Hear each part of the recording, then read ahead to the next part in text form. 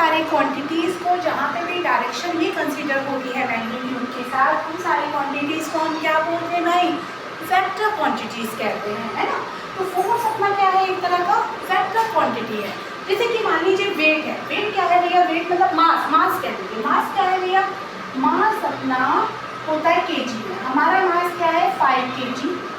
तो इसमें क्वांटिटी नहीं, वो सॉरी, इस क्वांटिटी में मैग्नीट्यूड है लेकिन डायरेक्शन कहीं भी मेंशन नहीं है, ठीक है ना, इसमें डायरेक्शन की रिक्वायरमेंट नहीं है, ये 5 kg ही रहेगा। लेकिन फोर्स के केस में क्या है बेटा, हम अगर मान लीजिए इस साइड वाले फोर्स को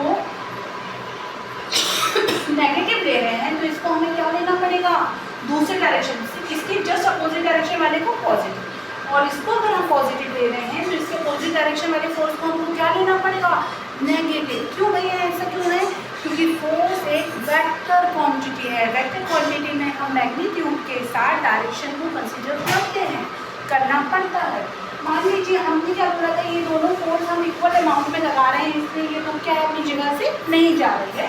मान लीजिए मैं भी 10 न्यूटन का फोर्स लगा रही हूँ, मेरी फ्रेंड भी 10 न्यूटन का फोर्स लगा रही है, तो नेट फोर्स कितना होगा भाई इसमें, इस बुक पर लगने वाला नेट फोर्स कितना होगा, net force means resultant force, resultant force कितना होगा भैया, नेट फोर्स को लिए से या रिजल्टेंट फोर्स को लिए कितना होगा, F1 + F2, ठीक है।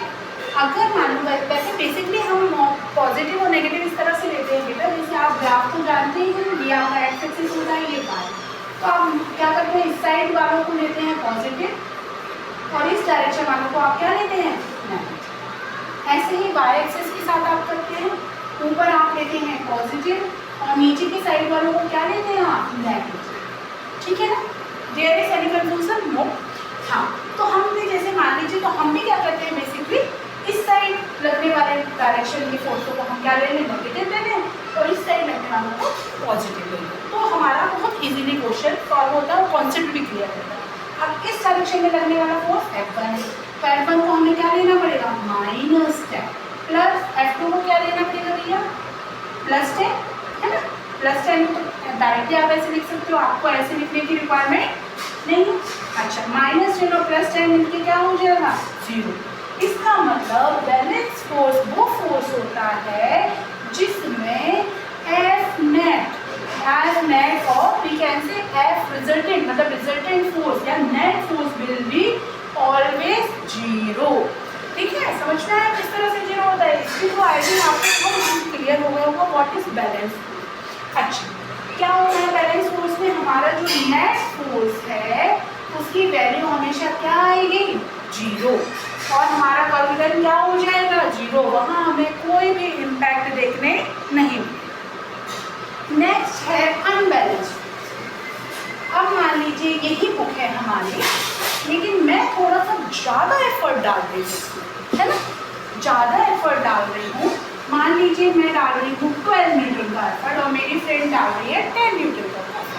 अब हम इसमें क्या होगा, जब मैं जोर से खींच रही हूँ, वो बेचारी धीरे से खींच रही है, तो बुक क्या होगी, यहाँ से उठ के इस डायरेक्शन में मूव करेगी, हल्का फुल्का जितना भी करेगी, डिस्प्लेसमेंट किधर होगा बुक का, इस डायरेक्शन में हो जाएगा। जब बुक में मूवमेंट दिखा, मतलब यहाँ क्या दिखा, वर्क डन दिखा, इसका मतलब क्या है, रिजल्टेंट फोर्स क्या है, 0 नहीं होंगे। आप करके देख लीजिए, F net क्या होगा इस कंडीशन में, F1 + F2, ठीक है। F1 क्या है अपना -12, अगर इस डायरेक्शन में तो हमने क्या ले लिया, -12, वो क्या हो गया 10 न्यूटन। तो आंसर क्या आया, -2 न्यूटन। -2 न्यूटन का मतलब क्या हो गया, in the left direction, this is the right direction, है ना। ये हम अब इस साइड को राइट बोलते हैं, क्या बोलते भैया, लेफ्ट डायरेक्शन बोलते हैं ना। या आप बोल सकते हैं, या इसको आप +2m भी लिख सकते हैं, -2, डिपेंड करता है कि आपको एग्जाम में या आपके क्वेश्चन में किस तरह से दिया हुआ है, ठीक है। ये तो हमने एग्जाम्पल लिया था, इसलिए हम इस तरह से लिया, ठीक है ना। तो ये हम क्या बोलेंगे, या तो आप इसे लिखेंगे -2n, या फिर हम क्या लिख सकेंगे, 2 न्यूटन ऑन टूवर्ड्स लेफ्ट, किस डायरेक्शन में लग रहा है ये, टूवर्ड्स लेफ्ट, ठीक है भैया, मतलब किस डायरेक्शन में लग रहा है, टूवर्ड्स। इस तरह से लिख सकते हैं, डायरेक्शन आप या तो वर्ड में मेंशन कर देंगे या साइन के साथ मेंशन करना पड़ेगा। समझ में आ रहा है आपके? तो यहाँ पे आई थिंक अनबैलेंस और बैलेंस फोर्स क्लियर हो गया होगा। अनबैलेंस फोर्स में क्या होगा, आपका नेट फोर्स कभी भी जीरो नहीं होगा। बैलेंस फोर्स की कंडीशन में हमेशा नेट फोर्स क्या होगा, जीरो होगा। ठीक है, अच्छा नेक्स्ट हमको पढ़ना है, अब आता है हमारा फर्स्ट लॉ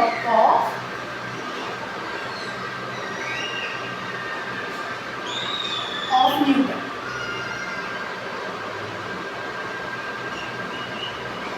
ठीक है, first law of Newton, first law of motion, sorry first law of motion. अब क्या आएगा हमारा भैया, फर्स्ट लॉ ऑफ मोशन। क्या होगा फर्स्ट लॉ ऑफ मोशन, इसको ही क्या बोलते हैं, फर्स्ट लॉ ऑफ मोशन को ही हम क्या बोलते हैं भैया, लॉ ऑफ इनर्शिया। इसको ही क्या बोलते हैं हम, लॉ ऑफ इनर्शिया। ठीक है, तो फर्स्ट लॉ को आपको, फर्स्ट लॉ क्या है बेसिकली बेटा, देखो फर्स्ट लॉ आपका, फर्स्ट लॉ ऑफ मोशन आपका ये कहता है, ये किसने दिया है नॉर्मली, न्यूटन ने दिया। लेकिन न्यूटन ने किस बेस पे दिए बेटा, एक्चुअली क्या होता था, पहले एक गैलीलियो करके एक बहुत बड़े साइंटिस्ट हुआ करते थे। गैलीलियो ने हमको क्या बोला कि मान लो कोई भी चीज को, मान लीजिए एक ये इस तरह का क्या है सरफेस है और इसके सामने ही एक दूसरा सरफेस है, दोनों का स्लोप क्या है, सेम है। मान लीजिए इसका 30 डिग्री है तो इसका भी 30 डिग्री ही स्लोप है। ठीक है ना, अच्छा तो ये क्या बोल रहा है कि एक बॉल इधर से क्या कर रही है, नीचे की तरफ मूव कर रही है। ठीक है, अब वो नीचे की तरफ मूव कर रही है, तो जब ये बॉल नीचे की तरफ मूव कर रही है, हाँ बोलो, हो गया?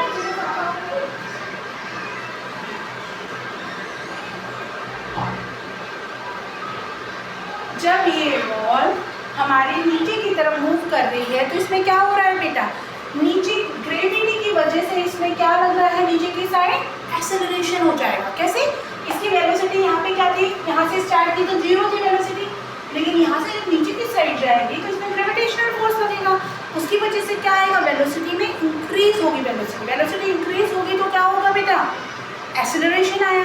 एक्सेलरेशन आया तो मतलब इसको फोर्स मिला इन शॉर्ट। ठीक है, अब क्या हुआ कि इसमें जो एक्सेलरेशन आएगा उसकी वजह से जो उसमें फोर्स मिला, इसको एफर्ट मिले इस बॉल को, उस एफर्ट की वजह से ये सेम हाइट तक, जिस हाइट से मान लीजिए ये हाइट h थी, यही सेम हाइट तक दूसरी साइड क्या करेगी, मूव करेगी। सेम हाइट तक दूसरी साइड भी मूव करेगी। वो क्यों कर रही है भाई, देखो इधर तो आई तो हमको समझ में आता है, हम सब समझते हैं अगर कोई चीज़ स्लोप में है, ज़्यादा हाइट से कम हाइट की तरफ जाती है तो बाय डिफॉल्ट ही वो फिसल जाती है। क्यों, ग्रेविटेशनल फोर्स की वजह से। अब लेकिन इधर तो ये उल्टा ही चल रहा है, क्यों चल रहा है, क्योंकि जब ये ग्रेविटेशनल फोर्स की वजह से नीचे आई तो बॉडी में क्या हो गया, मूवमेंट हुआ, उसकी वजह से मूवमेंट में वो मूविंग कंडीशन में है तो उसकी वजह से भी उसमें क्या आया, फोर्स आया। ठीक है, मूविंग कंडीशन में है तो इसमें एक एफर्ट आया और इसमें एनर्जी क्या हुई, स्टोर हुई। उसी एनर्जी को वो क्या कर रहा है, दूसरी साइड रोल करके उस हाइट तक वो लेके जाएगा जिस हाइट तक वो यहाँ से हमने उसको छोड़ा था, मतलब फिसलाया था, छोड़ा था, गया था, जो भी। ठीक है ना, ठीक है भाई। तो ये गैलीलियो ने बोला। अब इसने क्या बोला, गैलीलियो ने बोला कि यही वाली बात को आगे बढ़ा रही हूँ मैं, कोई नई बात नहीं करूँगी। जैसे मान लीजिए 30 डिग्री था दोनों साइड, तो यहाँ से हमारी बॉल यहाँ से मूव हुई। ठीक है भाई, अब हम क्या करें, मान लो दूसरी साइड स्लोप को क्या कर दें, दूसरी साइड हम स्लोप को क्या कर दें, थोड़ा कम कर दें। ये 30 की जगह हम 25 कर दें। अब हमने क्या किया, स्लोप कम किया, तब भी बेटा ये हमारा, जैसे अगर यहाँ से h हाइट के से छोड़ा गया था तो अब ये वाली हाइट में भी ये वहाँ तक ऊपर जाएगा ये बॉल जहाँ तक ये h हाइट को नहीं पा लेता। समझ में आया, ये बॉल मतलब अब इसने क्या किया बेटा, यहाँ पे जो डिस्टेंस कवर की थी उससे ज़्यादा डिस्टेंस कवर करके गया ये। क्यों, क्योंकि उसमें अपनी एनर्जी थी, वो कहाँ तक पहुँचेगा at the and, h point तक। एच पॉइंट क्या है, एच इज अ हाइट, दोनों साइड को क्या करेगा, सेम हाइट कवर करेगा। अब मान लो हम इसको और ऐसे गिरा दें, मतलब हम इसका स्लोप क्या कर दें, और कम कर दें, 10 डिग्री कर दें, तब ये और आगे तक जाएगा, वहां तक आगे तक जाएगा जहां तक ये एच हाइट को नहीं पा लेता। ये हमारा बॉल वहां तक जाएगा जहां तक ये एच हाइट को ना पा ले। किस कंडीशन में, जब तक इस पे कोई अदर एक्सटर्नल फोर्स ना लगे। अभी इस पे कोई भी एक्सटर्नल फोर्स नहीं लग रहा है, समझ में आया। अच्छा, अब मान लो हम क्या कहें कि हमने ये ऐसे आया था हमारा बॉल, ठीक है, 30 डिग्री से। अब मान लो हमने क्या किया, इसको सामने वाले फ्लोर को बिल्कुल इंक्लाइन की जगह सीधा कर दिया है ना। अब हमने क्या किया, सीधा कर दिया, तो क्या होगा बेटा, ये मूव करता ही जाएगा, करता ही जाएगा, करता ही जाएगा। कब तक करेगा, जब तक इस हाइट तक, एच हाइट से अगर हमने छोड़ा था तो इस एच हाइट तक नहीं पहुंच जाता। इसका मतलब क्या है, वो क्या कहना चाह रहे थे गैलीलियो जी, गैलीलियो जी कहना चाह रहे थे कि हमारा अगर कोई भी ऑब्जेक्ट हमारा मूविंग कंडीशन में है तो वो हमेशा मूविंग कंडीशन में ही रहेगा जब तक उस पर कोई अदर आउटर फोर्स एफर्ट ना लगाए। बेटा देखो, इसमें इसकी जो यहाँ पे भी आपने क्या देखा कि हमने जीरो वेलोसिटी से छोड़ा था, आप यहाँ तो ग्रेविटी का फोर्स लगा है, आप ये बोलेंगे, लेकिन बेटा ये ग्रेविटी का फोर्स इसकी मास और पोजीशन की वजह से लगा है, कोई अदर आउटर इफेक्ट नहीं है। ये इसकी खुद की बॉडी और उसकी जो जगह थी उस वजह से इसमें ये इफेक्ट है, ये फोर्स आया है, ये इफेक्ट आए हैं, ठीक है। हमने कहीं से भी अदर इफेक्ट नहीं लगाए, अनबैलेंस, ठीक है। तो इसका मतलब क्या है कि ये यही बोलना चाहते हैं गैलीलियो जी कि अगर कोई चीज़ मूविंग है तो वो मूविंग ही रहेगी। कब तक मूविंग रहेगी भैया, जब तक उस पर कोई एक्सटर्नल फोर्स नहीं लगाया जाता। ये जो हमने फर्स्ट बनाया था बच्चे, ये हमने जो इस तरह का एक अरेंजमेंट बनाया था, अरेंजमेंट किया था कि दो स्लाइडिंग सरफेस है, तो इसमें क्या होना था, सेम अगर सेम इंक्लिनेशन है इनमें 30 डिग्री का, तो यहाँ से बॉल इधर को आई और कहाँ तक जाएगी, उसी हाइट तक जाएगी जिस हाइट से हमने छोड़ा था, है ना। फिर क्या होगा, फिर ये रिटर्न बैक आएगी, फिर उस साइड तक जाएगी, फिर रिटर्न बैक आएगी, फिर उस साइड तक जाएगी। मतलब ये कंटिन्यूस चलता रहेगा जब तक इस पर बाहरी इफेक्ट नहीं लगेगा, अंडरस्टैंड। तो इसको ही, ये तो गैलीलियो जी बेचारे बहुत पता नहीं कब देके चले गए, ठीक है। इसको ही न्यूटन ने आगे पढ़ा, जो हमारे न्यूटन जी थे उन्होंने आगे इसी को कंटिन्यू किया और इसी को आगे ऑब्जर्वेशन के अकॉर्डिंगली अपनी फिर से क्या की, एक्सपेरिमेंट किए और उन्होंने दिया फर्स्ट लॉ ऑफ मोशन, ठीक है। अभी तक हम न्यूटन की बात नहीं कर रहे थे, किसकी बात कर रहे थे, गैलीलियो। अब बेसिकली हम पढ़ेंगे फर्स्ट लॉ ऑफ मोशन जो न्यूटन ने दिया। अब न्यूटन क्या कहते हैं, न्यूटन कहते हैं कि कोई चीज मूविंग है तो वो मूविंग ही रहेगी, अगर वो मोशन में है तो वो मोशन में ही रहेगी जब तक कोई भी एक्सटर्नल फोर्स उस पर ना लगाए। और क्या कहते हैं, अगर कोई चीज रेस्ट में है तो it will be on rest, कब तक, जब तक इस पर कोई एक्सटर्नल फोर्स ना लगा रहे। अब ऐसा होता क्यों मेरी, ऐसा होता है उसकी इनर्शिया की वजह से। अब इनर्शिया क्या है, इनर्शिया बेटा, इनर्शिया एक्चुअली आपके मास की वजह से, आपके अंदर जो एनर्जी है मास की वजह से एक फोर्स है आपके अंदर, वो जो इंटरनल फोर्स कह सकते हैं आप, इंटरनल एनर्जी कह सकते हैं, उसे ही क्या बोलते हैं, इनर्शिया। अगर कोई भी चीज़ रेस्ट में है तो वो रेस्ट में ही रहेगी, क्यों, यही इनर्शिया है, यही वो अपने वेट की वजह से वहाँ है तो है, उसे कोई हिला नहीं सकता जब तक एक्सटर्नल फोर्स ना लगे। और कोई चल रही है चीज, चल रही है तो वो चलती रहेगी, क्यों, उसकी इनर्शिया की वजह से उसमें क्या आ गया, इंटरनली एफर्ट लग रहे हैं। कोई मूविंग कंडीशन में कोई चीज़ है तो उसकी इनर्शिया की वजह से, जैसे हमने गैलीलियो वाला पढ़ा था ना कि वो क्या है, यहाँ से नीचे आके फिर ऊपर जा रहा, फिर ऊपर से नीचे आके फिर इधर आ रहा, क्यों, उसकी खुद की पोजीशन और उसके वेट की वजह से बेटा। तो वही गैलीलियो ने कहा कि जो चीज़ इनर्शिया क्या है, वही है कि हमारी कोई चीज़ अगर मूविंग में है तो मूविंग में रहेगी, कोई रेस्ट में है तो रेस्ट में रहेगी। इसे ही क्या कहेंगे हम? Law of inertia. इसे ही हम क्या कहेंगे? Law of inertia. ठीक है, और यही क्या है हमारा first law of motion of Newton.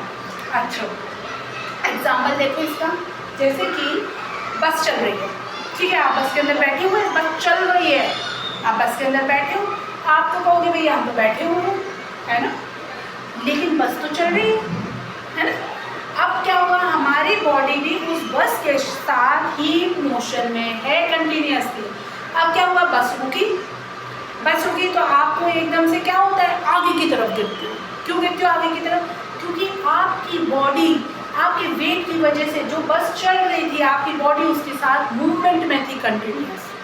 तो आपकी बॉडी तो मूवमेंट में थी लेकिन बस रुक गई, लेकिन आपकी बॉडी की वजह से, इनर्शिया की वजह से आप आगे की तरफ गिरे। ठीक है, तो यही क्या है, इनर्शिया। अच्छा, दूसरा एग्जाम्पल, अब बस में अपन खड़े हैं, बस भी खड़ी है, अब बस एकदम से चल पड़ी, अपनी बॉडी तो स्टेबिलिटी भी है, अपनी बॉडी की तो आदत थी खड़े रहने की, और बस चल रही तो अपन कैसे जाएंगे, एकदम से पीछे की तरफ गिरते हैं। ठीक है, तो ये सब क्या है, it is all about inertia.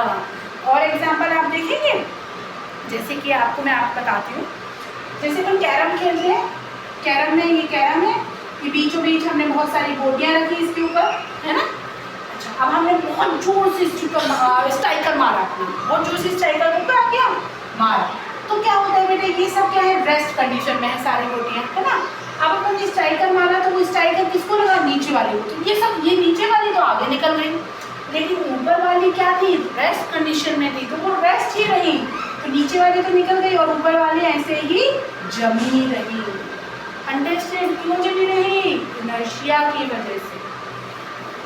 एक एग्जाम्पल और दिया है आपके एनसीईआरटी में, अच्छा एग्जाम्पल है कि आप एक गिलास लीजिए, उसके ऊपर एक पेपर लगाइए, इसके ऊपर आपने एक सिक्का रख दिया, ठीक है भैया, आपने क्या किया, बहुत ही स्पीड से पेपर को खींच लिया, तो ये अपना सिक्का तो क्या था, रेस्ट में था, तो भैया उसको नहीं पता कि घूमना फिरना है हमको, हम तो रेस्ट में बैठे हुए आराम से, पेपर हट गया अचानक से, पेपर मूवमेंट में आ गया सडनली, तो ये सिक्का क्या हो जाएगा, अंदर गिर जाएगा, वो अपनी ही पोजीशन में रहेगा, वो नहीं पेपर के साथ अलग होएगा। समझ में है, ये सब किसकी वजह से है, नशा। एक और एग्जाम्पल आपकी बुक में है कि एक पेड़ है,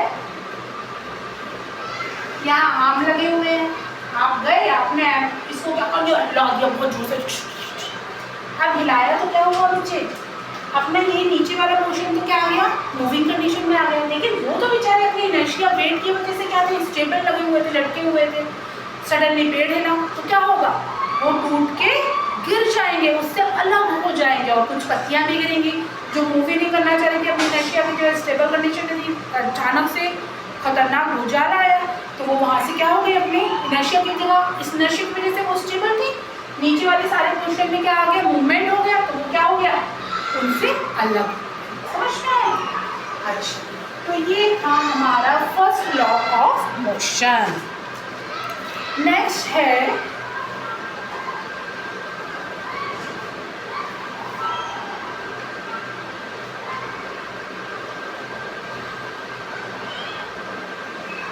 ना, इनर्शिया को बेटा हम लोग अगर डेफिनेशन बोले तो किस तरह से होगी इनर्शिया, अब आपको समझ तो आ गया होगा, मुझे नहीं लगता कोई इशू होगा, लेकिन अगर डेफिनेशन बोले तो क्या बोल सकते हैं, resistance offered by an object, resistance offered by an object to change its state of motion, है ना, उसकी स्टेट ऑफ मोशन को चेंज करने में जो रेजिस्टेंस बॉडी खुद क्रिएट कर रही है, आप खुद लगा रही है, उसे क्या बोलेंगे, इनर्शिया। ठीक है भैया,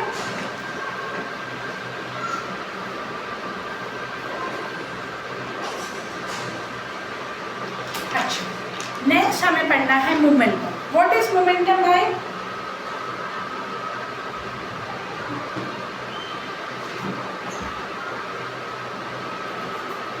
क्या है भैया मोमेंटम, देखो मोमेंटम एक्चुअली क्या होता है बेटा,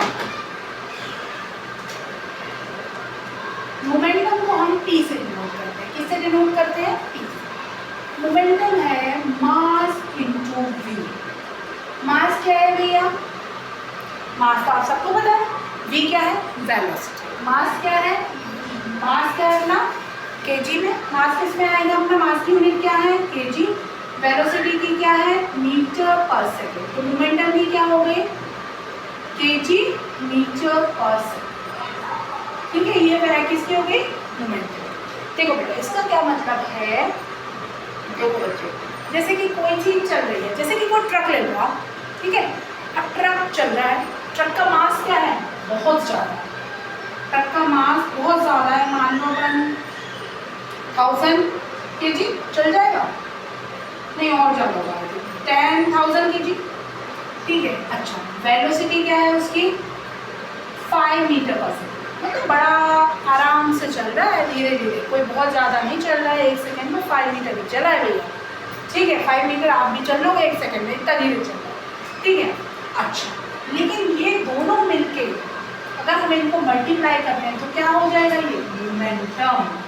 अब ये मोमेंटम अगर यही ट्रक इतना स्लो चल रहा है किसी आदमी पे चढ़ जाए तो निपट जाएगा, तो निपट जाएगा। इसका मतलब क्या हुआ, भले ही ये इतना स्लो चल रहा है लेकिन फिर भी उसमें बहुत ज़्यादा क्या है, उसमें फोर्स है अंदर, उसमें बहुत ज़्यादा क्या है एनर्जी है।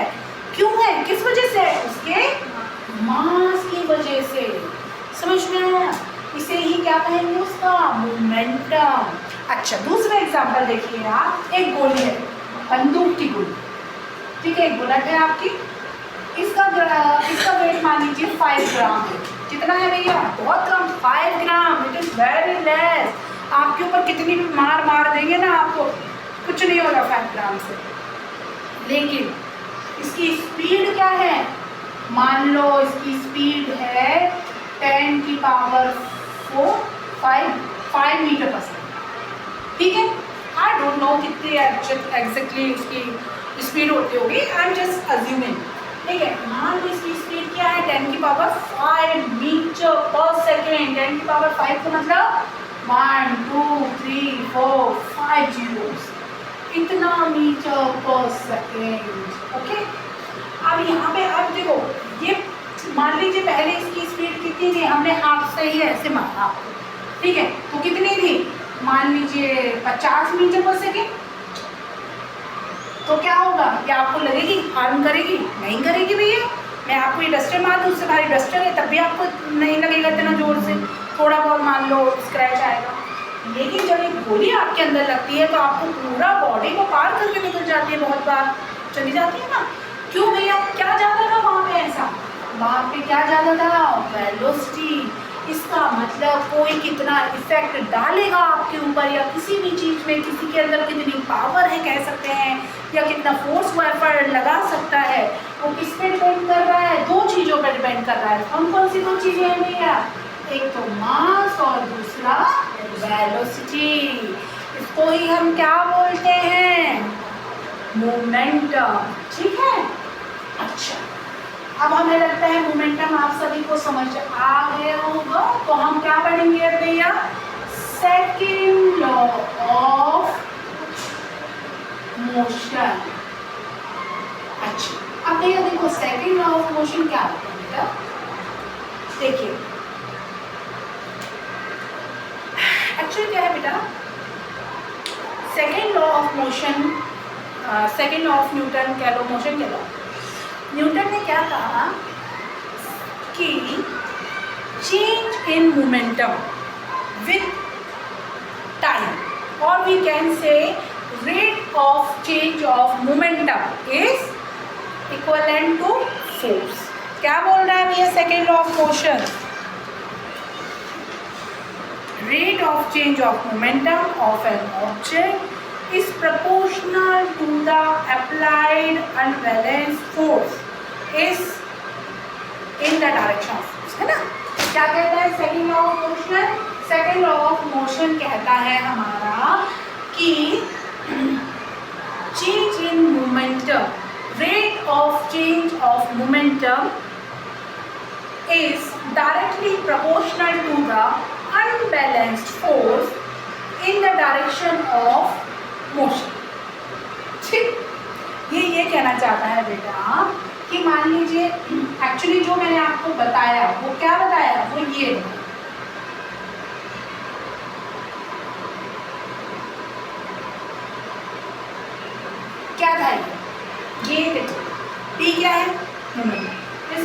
लीजिए आपकी कोई भी एक कार है, मान लीजिए, तो एक कार पहले हमारी उसका वेट क्या है, m है, और वो 10 किलोमीटर पर सेकेंड की स्पीड से चल रही है मान लो। तो उसका मान लो उसकी वेलोसिटी v1, ठीक है। तो p1 की वैल्यू क्या हो गई, mv1, ठीक है। p2 की वैल्यू क्या हो गई, मान लो उसकी स्पीड v1 से बढ़ के कितनी हो गई भैया, v2 हो गई। तो p2 क्या हो जाएगा, p क्या आएगा, मोमेंटम, ये क्या हो जाएगा, mv2, क्या हो जाएगा भाई, mv2। पहले हमारा मोमेंटम में p1 था, फिर क्या हो गया, p2 हो गया। m तो दोनों केस में क्या है, सेम है, बड़ा क्या भैया, वेलोसिटी बढ़ी। अच्छा, तो rate of change in momentum, तो rate of change in momentum की बात कर रहे हैं हम। सबसे पहले तो हमें पता चलना चाहिए चेंज इन मोमेंटम क्या होगा। इस केस में हमारी एक कार थी जिसका मास m था और स्पीड v1 थी, और उसकी स्पीड बढ़ के क्या हो गई, v2 हो गई। तो यहाँ पे चेंज इन मोमेंटम क्या हुआ बेटा, चेंज इन मोमेंटम हुआ p2 माइनस p1। ऐसे तो निकालेंगे भैया, p2 क्या है अपना, यही मान लो, चलो p2 माइनस p2 की वैल्यू ये p2, ठीक है। अच्छा, अब हमारे न्यूटन बाबा क्या कह रहे हैं, न्यूटन जी कह रहे हैं कि rate unbalanced force applied on any body is directly proportional to the rate of change of momentum। तो मोमेंटम चेंज तो हमने निकाल लिया, अब rate of change of momentum क्या होगा भैया, देखो rate of change of momentum का मतलब होता है change of momentum with time, time के साथ उस पर क्या इम्पैक्ट पड़ा, समझ में आया, ठीक है। तो विद टाइम, तो इसलिए हमने यहाँ पे क्या कर दिया, टाइम के कॉन्सेप्ट में लिखा। अच्छा, ये तो हमने क्या निकाला था, चेंज इन मोमेंटम। अब हम क्या निकाल रहे हैं, rate of change of momentum, ठीक है। ये क्या होगा, p2 minus p1 divided by t, ठीक है। तो यही rate of change of momentum, ये t क्या है बेटा, जो टाइम हमको लगा v1 से v2 वेलोसिटी में पहुंचने का, वही क्या है, ये वही t टाइम, ठीक है। हमने माना कि v1 से v2 वेलोसिटी तक पहुंचने में हमने t टाइम, ये वही t। तो rate of change of momentum क्या हो गया, p2 minus p1 divided by t। तो f क्या होगा, f is directly proportional to rate of change of momentum। Any confusion over there? No। ठीक है भैया। अच्छा, अब आगे देखो, अब आगे क्या देखना है भैया कि p2 की जगह हम इसकी वैल्यू रखते हैं जो हम ऑलरेडी निकाल चुके हैं, रखते थे भैया। तो क्या हो जाएगा, ये प्रोपोर्शनल का साइन है, कंफ्यूज मत हो जाना। p2 क्या है अपना, mv2 minus mv1 divided by t, ठीक है। हम हमेशा से पढ़ते आ रहे हैं। अच्छा, इसमें m क्या ले लें अपन, कांस्टेंट ले लें, तो क्या हो जाएगा,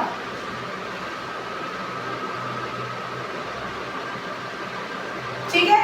यहाँ तक कोई दिक्कत नहीं, ठीक है। तो आगे बढ़े, आगे मैं इसके नीचे यहीं पे कहाँ समझाऊँ, इसको थोड़ा ऊपर ले जाती हूँ, इसी चीज़ को मैं ऊपर ले लेती हूँ, ठीक है। इस वाले फॉर्मूले को मैं कैसे ड्राइव होगी आपको पता तो चले गया। अब मैं इधर पे लिख देती हूँ और इधर से ब्लैक बोर्ड को क्या करती हूँ, साफ, ठीक है। अब बेटा ध्यान से देखो, v2 minus v1 divided by t कुछ होता है क्या, एक्सेलरेशन यही है क्या, rate in change in velocity with time, या rate in change in velocity, simple. या we can say change in velocity with time is a momentum, वो acceleration, sorry acceleration, change in velocity with time is acceleration. तो इस पूरी unit को हम क्या लिख सकते हैं, a, इसमें m नहीं आएगा भैया, m बाहर ही है, ठीक है ना। तो f क्या हो गया, f is directly proportional to ma, है। अब यहाँ पे है प्रोपोर्शन का साइन, अगर इसको हमें हटाना होगा तो हम क्या करेंगे भैया, जब भी हम इसको हटाते हैं तो हमें एक प्रोपोर्शनैलिटी कांस्टेंट लगाना पड़ता है। तो ये क्या है, कांस्टेंट ऑफ प्रोपोर्शनैलिटी, ठीक है। ये तो हम बचपन से जानते हैं, बहुत टाइम से करते आ रहे हैं, बहुत सारे हमने इस तरह से ड्राइव किए होंगे फॉर्मूलेज जहाँ पे कांस्टेंट ऑफ क्या कहते हैं प्रोपोर्शनलिटी लगाया है ना, ग्रेविटेशन में जी लगाते हैं और भी अदर प्लेसेस में अलग अलग लगाते हैं, ठीक है। अच्छा, अब के क्या है, अब मान लो हम 1 न्यूटन का फोर्स लगा रहे हैं, कितना लगा रहे हैं भैया, 1 न्यूटन का, और हमारे ऑब्जेक्ट का मास कितना है 1 kg, एक्सेलरेशन कितना क्रिएट हो रहा है 1 kg, सॉरी 1 मीटर पर सेकेंड स्क्वायर, ठीक है। तो k की वैल्यू क्या आएगी, इसको अगर हम सॉल्व करेंगे तो k विल बी 1, ठीक है। तो इन दैट केस k की वैल्यू क्या हो जाएगी 1 हो जाएगी।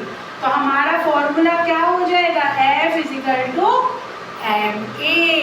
अगर हमें 1 न्यूटन का फोर्स क्रिएट कर रही है कोई हमारी 1 kg की बॉडी और उसका एक्सेलरेशन कितना क्रिएट हो रहा है 1 न्यूटन फोर्स लगाने पे 1 मीटर पर सेकेंड स्क्वायर, तो हमारे प्रोपोर्शनल कांस्टेंट की वैल्यू क्या आ जाएगी, k आ जाएगी। k की वैल्यू क्या आ जाएगी 1 न्यूटन पर kg मीटर पर सेकेंड स्क्वायर। kg मीटर पर सेकेंड स्क्वायर तो देखा नहीं लग रहा है कहीं भैया, न्यूटन है ये, तो मतलब 1 Newton divided by Newton cut गया, मतलब k की वैल्यू क्या हो गई 1 हो गई। तो F क्या हो जाएगा ma। हमारा ये फॉर्मूला कहाँ से डिराइव हो गया, मोमेंटम से, ये वाले लॉ से, सेकेंड लॉ ऑफ मोशन, जो क्या कह रहा था, rate in change in momentum is directly proportional to the unbalanced force applied on the object in the direction of motion, ठीक है भैया। अच्छा, अब मजे की बात ये है कि मोमेंटम आपको पता चल गया, सेकेंड लॉ कैसे ड्राइव किया, कैसे आया, ये सब आपको पता चल गया, है ना।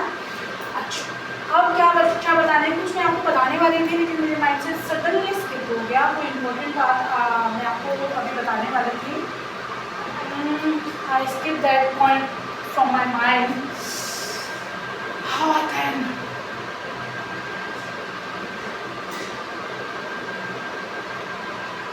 चलो, जब याद आएगा तब बता, ठीक है। तो ये हमारा क्या ड्राइव हो गया, सेकेंड लॉ ने क्या बोला, F = ma। भैया बहुत इंपॉर्टेंट फॉर्मूला है ये, हमेशा याद करें, रखे ना इसको, राजा फॉर्मूला मान ले इसको, ठीक है ना। अच्छा, अब इसके बाद हमको सेकेंडली क्या पढ़ना है भैया, ये हम ऑलरेडी कर चुके हैं। फिर आपकी बुक में कुछ क्वेश्चंस दिए हुए हैं जो मैं आपको कब बताऊंगी, पूरा चैप्टर फिनिश होने के, बस चैप्टर 5 मिनट में फिनिश होगा, उसके बाद मैं कुछ न्यूमेरिकल्स आपके साथ शेयर करूंगी, then our video will finish, okay. Next है third law of motion. Third law क्या बोलता है भैया, थर्ड लॉ ऑफ मोशन ये कहता है कि हाँ, सॉरी मुझे याद आ गया, मैं आपको क्या बताने वाली थी। मैंने बोला था सेकेंड लॉ ऑफ मोशन में क्या बोली थी definition, rate of change of momentum with rate of change of momentum of object is directly proportional to the unbalanced force in the direction of motion। यहाँ पे एक बहुत अच्छा वर्ड है बेटा, अनबैलेंस फोर्स। अनबैलेंस फोर्स क्यों रखा है हमने यहाँ, क्योंकि यहाँ मोशन हो रहा है। अगर हम यहाँ पे बैलेंस फोर्स रखते हैं, अगर इस केस में बैलेंस फोर्स होता है तो हमेशा क्या होता है, बैलेंस फोर्स में तो एफ नेट क्या हो जाता है, रिजल्टेंट फोर्स हमेशा क्या आता है 0। इसलिए इस वाले न्यूटन के सेकेंड लॉ में हमने अनबैलेंस्ड फोर्स का वर्ड को हमने यूज़ किया है। क्यों, क्योंकि वहाँ पे फोर्स की वैल्यू 0 नहीं है, वहाँ मोमेंटम है। मोमेंटम का मतलब ये होता है कि वेलोसिटी क्या हो रही है, बढ़ रही है, इसलिए वहाँ पे हमने कौन सा वर्ड यूज़ किया है, अनबैलेंस्ड। ये मेरे माइंड से थोड़ा स्किप हो रहा था, मैंने बता दिया आपको। अब हम पढ़ेंगे third law of motion. What is third law of motion. देखो भैया, थर्ड लॉ तो बहुत सिंपल है, जो हम सभी अपनी लाइफ में अप्लाई करते हैं कहीं ना कहीं, कभी ना कभी, हर जगह। वो क्या है कि हर क्रिया की प्रतिक्रिया होती है। एवरी एक्शन हैज रिएक्शन, ठीक है, हर एक्शन का रिएक्शन। मान लो आपको किसी ने आके थप्पड़ लगाया, आपको गुस्सा है, आपने भी उसको थप्पड़ लगाया, क्या हुआ है, एक्शन पे रिएक्शन हुआ है ना, जोक्स अपार्ट। लेकिन थर्ड लॉ यही है बेटा, बेसिकली ये कहता है कि हर एक्शन का रिएक्शन जरूर होता है। यहाँ पे कुछ बेसिक पॉइंट्स हमको याद रखने की जरूरत है थर्ड लॉ ऑफ मोशन में। वो ये है, ये किसी एक ऑब्जेक्ट की बात नहीं कर रहा है। इस केस में हमेशा दो ऑब्जेक्ट होंगे। कितने ऑब्जेक्ट होंगे बेटा, दो ऑब्जेक्ट होंगे हमेशा। मान लो इस ऑब्जेक्ट ने इस ऑब्जेक्ट को धक्का लगाया, तो वही सेम एफर्ट वो क्या करेगा, वही धक्का वो वाला भी इस वाले को लगाएगा। इसने इसको पुश किया, जितने भी फोर्स से किया, मान लो एफ फोर्स से किया, तो ये वाला भी क्या करेगा, सडनली इस वाले ऑब्जेक्ट पे कितना फोर्स लगाएगा, एफ फोर्स लगाएगा। तो यहाँ पे बेसिक बात क्या है मेनली, कि हमारे पास हमेशा ये एक सिंगल ऑब्जेक्ट पे अप्लाई नहीं होगा। इसके लिए हमेशा क्या रिक्वायर्ड होंगे, थर्ड लॉ को लगाने के लिए two objects always required. We are not talking about a one object, we are talking about for two objects. Okay, ठीक है। तो सबसे मेन बात है कि यहाँ पे क्या होंगे, दो ऑब्जेक्ट होंगे। एक्शन का जो हमारा फोर्स है वो हमेशा इक्वल होगा, लेकिन अपोजिट डायरेक्शन होगा। ये दोनों फोर्स क्या होंगे, हमेशा इक्वल होंगे, हमेशा इक्वल होंगे, लेकिन क्या होंगे, इनके डायरेक्शन क्या होंगे, अपोजिट होंगे। इनके डायरेक्शन हमेशा अपोजिट होंगे। हम ऑलरेडी पढ़ चुके हैं, force is a vector quantity. Vector quantity में क्या क्या आता है, मैग्नीट्यूड एंड डायरेक्शन। तो डायरेक्शन क्या होंगे इसमें, एक्शन एंड रिएक्शन फोर्स दोनों क्या होंगे, बराबर होंगे। लेकिन क्या फर्क होगा, अगर ये प्लस एफ है तो ये क्या होगा, माइनस एफ होगा। अंडरस्टैंड, ये चीज़ इसमें हमेशा आपको रखनी है। आपके पास दो ऑब्जेक्ट होंगे, फोर्स एक्शन और रिएक्शन हमेशा सेम क्वांटिटी में होगा, लेकिन डायरेक्शन हमेशा क्या होंगे, अपोजिट होंगे। ठीक है, जैसे कि आपकी बुक में दिखाया गया है एक एग्जाम्पल। हमने क्या किया, एक स्प्रिंग यहाँ लगाई, फिर इससे ही करेक्टेड दूसरी स्प्रिंग लगाई। स्प्रिंग नहीं कहेंगे, इधर पे हम क्या करते हैं, मान लो हम इधर पे फोर्स नापने के लिए कोई वो भी लगाते हैं, ऑब्जेक्ट लगाते हैं, कोई मीटर लगाते हैं जिसमें हमें फोर्स भी दिखे। तो इसमें क्या था, ये एक रिजिड बॉल है, ये हमने स्प्रिंग लगाई, फिर इससे कनेक्टेड दूसरी स्प्रिंग लगाई, और इस साइड से हम क्या कर रहे हैं, खींच रहे हैं। और इधर पे कुछ हम दिखा दें जो हमको क्या दिखाए, फोर्स की वैल्यू दे। जैसे आप वेइंग नापने वाली एक मशीन नहीं होती, अक्सर आपके यहाँ जो कबाड़ी वाले भैया आते हैं वो नापते हैं, तो आप देखते हैं उसमें एक स्प्रिंग जैसा होता है, वो जितना खींचता है उतना क्या दिखाता है, उसमें फोर्स को दिखाता है, वेट दिखाता है, कितना वेट नहीं, एक्चुअली वो मास दिखाता है ना। हम लोग इन जनरली गलत यूज़ करते हैं, गलत टर्म यूज़ करते हैं, केजी मतलब वो sorry mass, sorry weight. Actually हमको क्या यूज़ करना चाहिए, मास, लेकिन हमारी आदत हो गई है वेट बोलने की, है ना। तो उसी तरह का कोई इक्विपमेंट लगा हुआ है, ये समझिए। तो क्या किया हमने, यहाँ से क्या किया, एफर्ट लगाया, यहाँ से हमने इसको क्या किया, पकड़ के खींचा। ये रिजिड बॉल है, यहाँ से क्या हुआ, ये स्प्रिंग लगी हुई है, उसी तरह का जो हमारा वेट नापने वाली मशीन होती है ना, ये आते हैं, वो वाली लगी हुई है, और यहाँ पे लगी हुई है। लेकिन ये क्या बता रही है, फोर्स बता रही है। और इधर से हम क्या कर रहे हैं, इसको खींच रहे हैं अपने सारे के सारा जो भी हमने अरेंजमेंट किया है। तो यहाँ पे जो फोर्स की वैल्यू ये शो करेगा, सेम फोर्स की वैल्यू ये वाला भी शो करेगा। ऐसा क्यों हो रहा है बेटा, फोर्स तो हम इस पर लगा रहे हैं, लेकिन ये भी सेम कर रहा है, क्यों, क्योंकि ये इस पर हम फोर्स लगा रहे हैं, ये इस पर लगा रहे हैं, तो ये भी अपोजिट डायरेक्शन में किस पे लगा रहा है, इस पे लगा रहा है। बस डायरेक्शन क्या है, अलग है, लेकिन फोर्स क्या है, सेम है।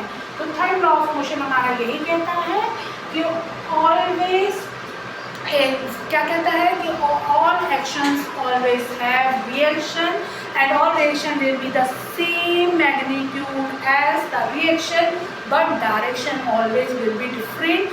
and ये इसके लिए हमेशा दो ऑब्जेक्ट की रिक्वायरमेंट होगी, एक ऑब्जेक्ट के लिए ये नहीं अप्लीकेबल। अब मुझे लगता है आज की क्लास के लिए इतना सफिशिएंट है। नेक्स्ट क्लास में हम कराएंगे इसके numericals. So thank you, bye bye.